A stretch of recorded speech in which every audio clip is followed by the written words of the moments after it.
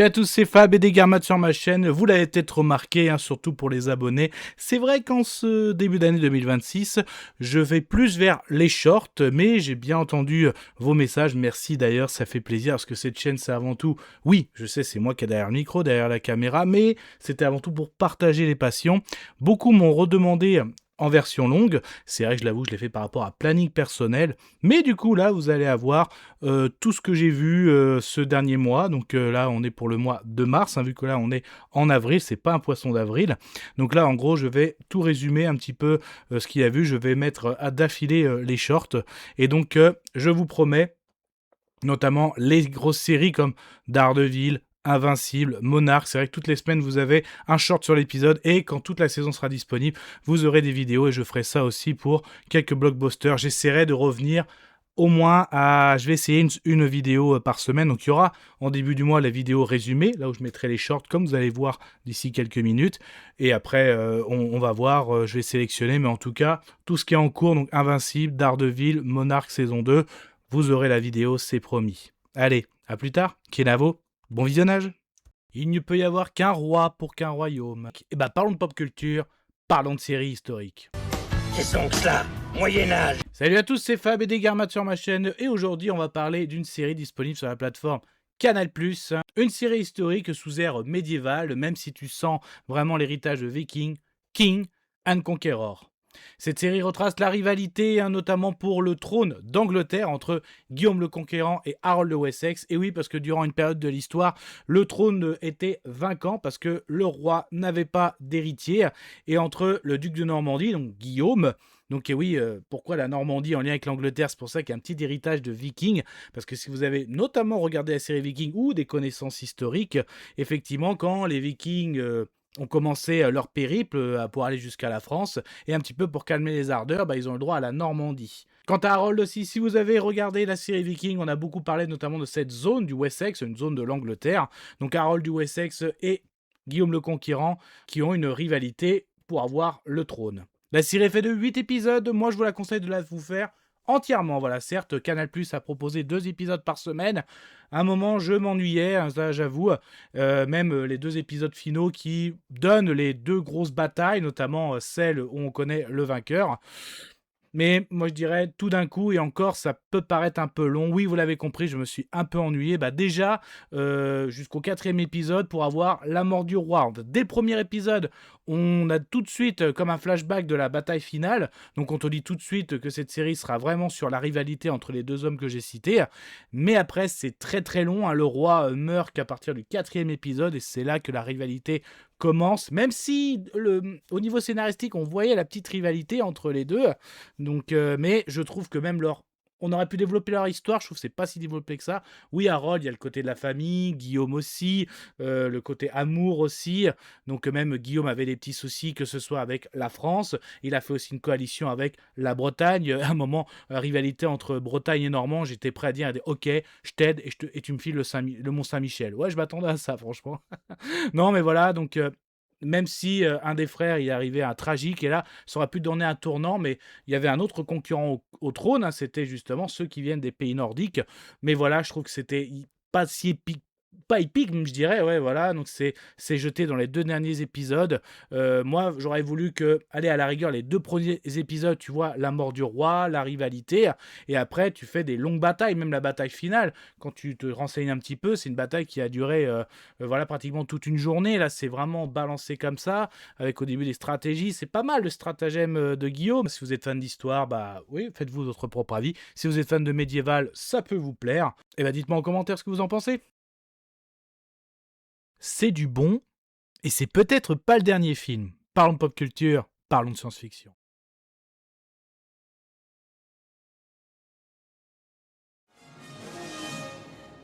Nom de Zeus. Viens avec moi si tu veux vivre. Salut à tous, c'est Fab et des Garmates sur ma chaîne et aujourd'hui on va parler de la plateforme Netflix qui nous a proposé un film de science-fiction avec à la tête d'affiche quelqu'un qu'on connaît bien mais plutôt sur la plateforme Prime dans le rôle de Reacher. On l'avait aussi dans l'univers des super-héros notamment chez DC et là le voilà arrivé sur Netflix pour War Machine. Alors War Machine, non pas le Marvel, donc c'est bien un film de science-fiction, même si au début, on est vraiment sur un film très très côté militaire, vous voyez, parce que effectivement, ça commence avec deux frères qui sont dans l'armée américaine et qui n'ont qu'une envie, c'est d'intégrer l'unité des Rangers, donc c'est un petit peu l'équivalent des forces spéciales pour nous en France, mais pareil pour une équivalence armée de terre. Malheureusement, durant une opération, le frère de notre héros décède, mais justement, en sa mémoire, il va toujours essayer d'intégrer les Rangers. Donc tout de suite, la première demi-heure est vraiment concentrée là-dessus. Donc c'est pour ça que si vous êtes fan de militaires, de stage commando, notre héros vraiment est fait pour ce type de film. Mais en gros, le côté militaire qu'on lui reproche, ou plutôt le côté qu'il n'a pas et qui est essentiel pour des militaires, il est très solitaire, il s'intègre pas, donc même si physiquement il est vraiment au top, il a déjà un vécu sur le terrain, donc là ça pêche, même en gros les instructeurs l'incitent à arrêter, mais il va quand même aller jusqu'au bout, et en fait on va dire que arrivé dans les dernières semaines de ce stage de sélection, donc ils ont ce qu'on appelle la marche de la mort, vraiment pour avoir l'écusson des Rangers, et en fait en même temps, dans les hautes infos, on voit qu'il y a un astéroïde qui est autour de la Terre, mais pour l'instant qui n'est pas menaçant. On va y revenir parce que le côté science-fiction arrive durant la marche de la mort. Donc là, ils vont faire face à face, ils vont découvrir un robot du style un peu à la Metal Gear, et là vraiment qui va les prendre pour chasse, et là des bonnes scènes d'action, pareil, course-poursuite en haut d'un robot tueur vers nos jeunes recrues Rangers, qui sont pas encore Rangers d'ailleurs, et donc là il y a des bonnes scènes, notamment une rivière avec les courants, une course-poursuite au bord d'un blindé, avec notamment un final face à cette machine, et en fait justement ça se clôture avec une sorte d'invasion, et donc là justement c'est pour ça que ça pourrait faire d'autres films, et c'est vraiment top. Moi j'ai beaucoup aimé le côté militaire, c'est top, le côté SF, c'est top, c'est bien fait, les acteurs, ils sont bons, notamment notre héros, pardon. Moi j'ai passé un super moment, c'est assez bourrin, j'ai envie de dire tout ce qu'on aime, bah ça dépend des goûts de chacun, bah faites votre propre avis, Kenavo. J'avais vraiment aimé découvrir One Piece grâce à Netflix et leur série live action, et j'ai adoré le fait d'approfondir cet univers grâce à la saison 2. Parlons de pop culture, parlons de One Piece. One Piece.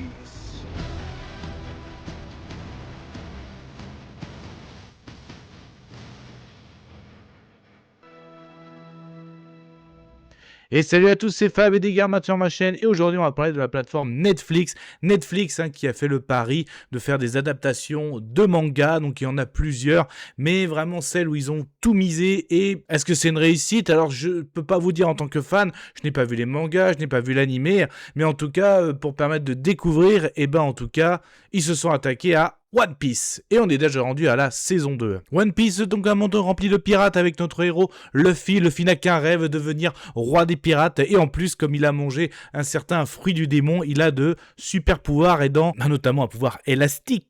Sans en dire trop, je pense que vous le savez. Durant cette première saison, il a réussi à créer son équipage. Il a rencontré notamment Zoro, un ancien mercenaire, Nami, qui est spécialiste notamment des cartes, Kobe aussi, ce qu'on appelle le tireur d'élite par rapport aussi à son lance-pierre, et c'est notamment lui qui a aidé à fournir le bateau, et Sanji, un autre cuistot. Et d'ailleurs, dans cette saison 2, l'équipe va s'élargir, si je vous dis une princesse, un docteur, donc je vais vous laisser les découvrir. En tout cas, chaque épisode, c'est vraiment une aventure. Alors, est-ce que ça avance au niveau du One Piece?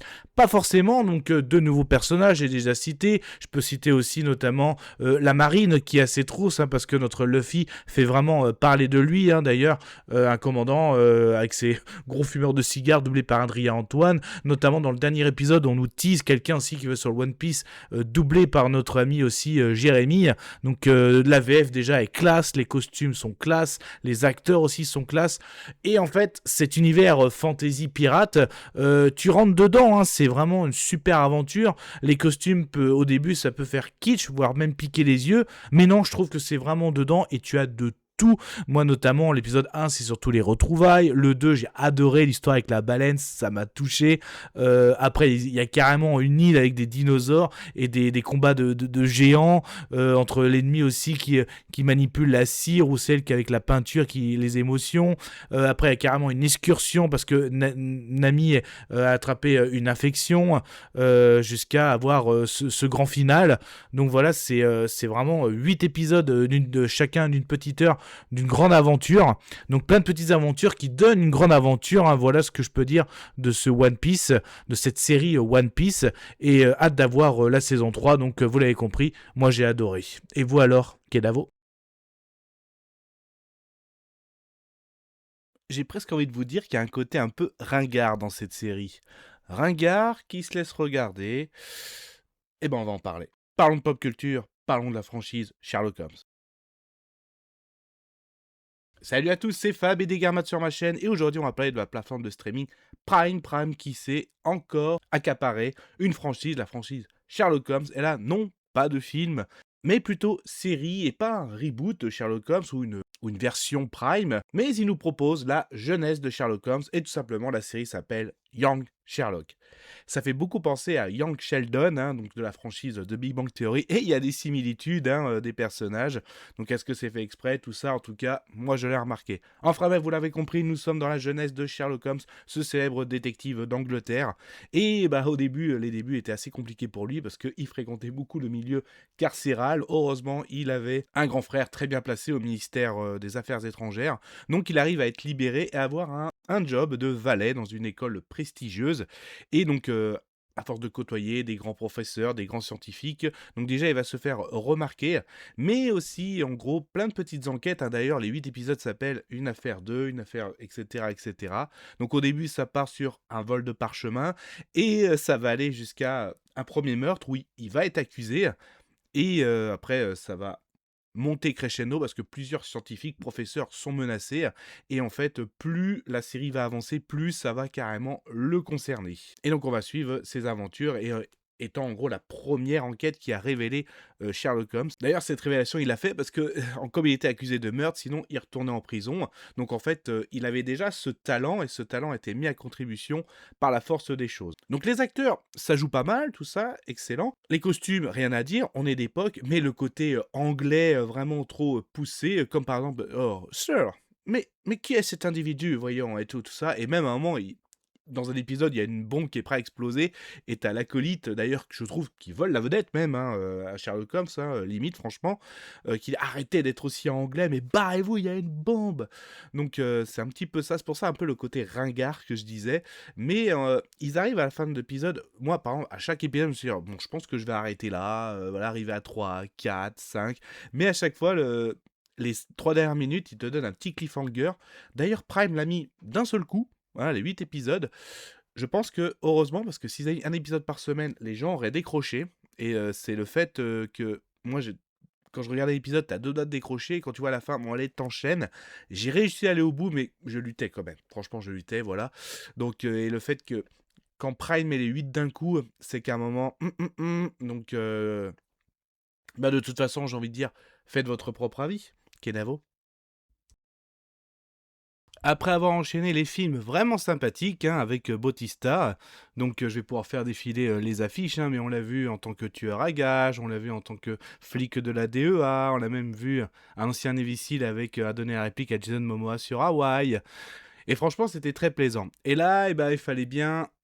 Et c'est pas Bautista qui est en cause. Allez, parlons de pop culture, parlons de science-fiction.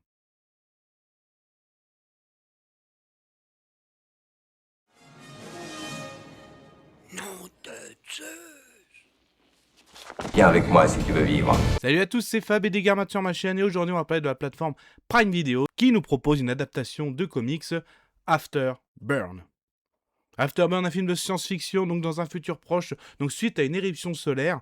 En gros, la technologie a complètement disparu dans le monde et là ça se passe 10 ans après cette éruption solaire.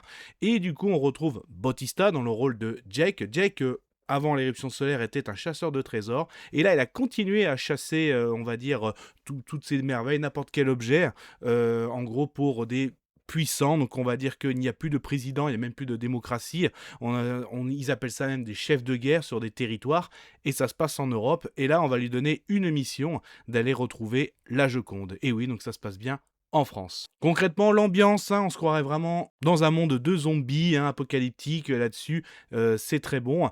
Pareil, avec des pillards un peu partout, même des bandes un peu vraiment loufoques. Mais concrètement, c'est du déjà vu. Au niveau action, c'est pas foufou. Clairement, s'il n'y avait pas Bautista dans ce film, ce serait vraiment une catastrophe. D'ailleurs, passez votre chemin, le film est vraiment pas terrible du tout, enfin ça reste que mon avis, mais moi j'ai pas vraiment passé un bon moment. Ça me rappelle aussi le dernier film au cinéma que j'ai vu de Bautista, donc là c'est même de l'univers fantasy, par le créateur de Game of Thrones, donc c'était vraiment un gros délire. Il donnait la réplique à Mila Jovovich, mais là pareil c'était pas fou le film, mais en gros celui qui s'en sortait le mieux c'était Bautista. Là c'est pareil. Bon là il donne la réplique à Samuel L. Jackson, toujours, qui fait du Samuel L. Jackson, donc après donc c'est lui justement qui lui donne le contrat. Donc ça marche bien, mais c'est les répliques qu'ils échangent, mais il y a que ça qui marche. Même la Joconde, allez, je vais pas vous spoiler, mais il y a une surprise et on est vraiment dans un esprit de guerre des territoires, mais pareil, j'ai pas lu le comics, donc je peux pas faire une comparaison, mais vous l'avez compris, j'ai pas apprécié. Mais bon, justement, je lui ferme pas la porte, bien au contraire, j'adore cet acteur, je trouve qu'il a vraiment réussi sa reconversion de catcheur à acteur, par rapport au film que j'ai fait défiler dans l'intro, j'en ai parlé sur la chaîne et je vous invite à aller voir. Mais allez voir quand même ce film, faites votre propre avis, Kenavo. C'est ça passe ou ça casse. Parlons de pop culture, parlons de séries, banditisme, inspiré de mythologie. Salut à tous, c'est Fab et Desgarmat sur ma chaîne et aujourd'hui on va parler de Netflix, une série nommée Fury et là-bas la saison 2. Qu'est-ce que c'est que Fury? Donc en gros, une série sur la pègre, le banditisme parisien et inspirée de la mythologie. Pourquoi? Parce que en gros, au niveau de la pègre parisienne, chacun a son territoire, ok, mais pour veiller à l'équilibre de ça, à savoir que les gangs ne se font pas trop la guerre entre eux, en tout cas que ça n'a pas de dégâts, même au point de vue du business, il y a une personne, la Fury, donc là, bien inspirée de la mythologie. Toute la pègre parisienne a comme son parrain, et en plus, ces fameuses grosses têtes siègent, et ils appellent ça l'Olympe. On a appris à connaître Lina. Donc Lina, le jour de son anniversaire, son père se fait buter. Donc elle remonte tout ça, elle voit que justement, le fait de se faire buter, donc elle remonte dans la pègre parisienne, et elle rencontre justement tout ce que je viens de vous raconter, et même la Fury. Et puis la Fury, c'est carrément sa tante, donc Selma, jouée par Marina Foïs. Donc toute cette première saison, on apprend ça, jusqu'à ce que, en gros, le final, c'est l'Olympe tombe. Cette saison 2, justement, l'Olympe est tombé, et justement une nouvelle menace où un nouveau patron est sur Paris, Damoclès, et oui, dans les métaphores liées à la mythologie. Donc on nous présente un petit peu, c'est quelqu'un que tout le monde connaît, mais qu'on n'a jamais vu, donc ancien légionnaire qui a recruté des mecs des forces spéciales et qui en gros est devenu le patron de la pègre parisienne. Seulement Selma, notre Fury, ne voit pas un bel avenir, que ce soit au niveau du business, donc elle va mener sa résistance. Donc tous ceux qu'elle avait chassés de Paris, les bandits, trafiquants, mafieux, tout ce que vous pouvez imaginer qu'elle avait chassé de Paris, elle va aller les retrouver, comme notamment le forain joué par Joey Starr, qui est vraiment pas mal. Cependant, entre Lina ne voit pas ça, parce qu'elle comprend très vite que Selma est en train de vriller, et c'est pour ça qu'elle va la jouer à l'envers, donc elle va même capturer Oz, et justement elle préfère le livrer à la police, parce que donc on va arriver jusqu'à un conflit, parce que Selma, c'est elle qui va en fait régner sur Paris, et en fait on a notre cliffhanger à la fin, où on peut dire qu'il y aura un duel des sœurs s'il y a une saison 3. Concrètement, cet univers, c'est soit vous allez adhérer, soit vous n'allez pas adhérer. C'est vrai qu'on reprochait beaucoup le jeu d'acteur, notamment celui de Marina Foïs, mais je pense que c'est ce qu'on lui demande, le côté froideur, la façon dont elle s'exprime. Je pense que c'est voulu, donc soit ça vous plaît, soit ça vous plaît pas. Je trouve qu'il y a un peu moins d'action, moins d'épisodes, donc là on est sur 6 épisodes. Je pense qu'il manque peut-être un épisode où, comme on voit justement ces fameuses guerres des gangs, tout ça, ça va vraiment très très vite, entre les premiers épisodes, Damoclès, puis ensuite la Fury qui monte sa résistance, Lina qui fait, on va dire, un coup de couteau dans le dos pour arriver à ce final. Mais c'est pareil, à un moment, le côté pègre avec inspiration de la mythologie, t'as du mal à y croire, à rentrer dedans, donc c'est pour ça, à vous de faire votre propre avis. Après Jean Dujardin qui a interprété Zorro, disponible sur Paramount, là on a Disney+, qui nous propose Lucky Luke avec Alban Lenoir. Jean Dujardin qui a déjà fait aussi Lucky Luke. Eric Ramsey aussi, les Dalton. Bon, parlons de pop culture, parlons de Lucky Luke.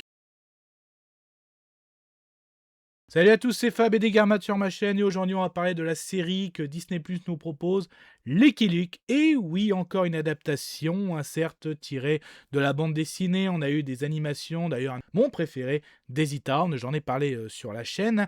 Et là, c'est vrai que Alban Lenoir, qui au niveau, en ce moment c'est clair, c'est une référence, acteur français et des films d'action, donc on peut s'attendre à un petit western action, où on peut vraiment trouver quelque chose, l'humoristique bien bas.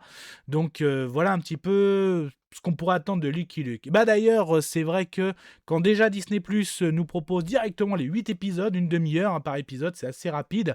Waouh, déjà, chaque fois, mon avis personnel, mais qu'une plateforme nous donne tous les épisodes d'un coup, c'est on n'y croit pas trop. Et là, au début, t'as pas l'impression de regarder du Lucky Luke, à part les costumes, franchement, qui est respecté.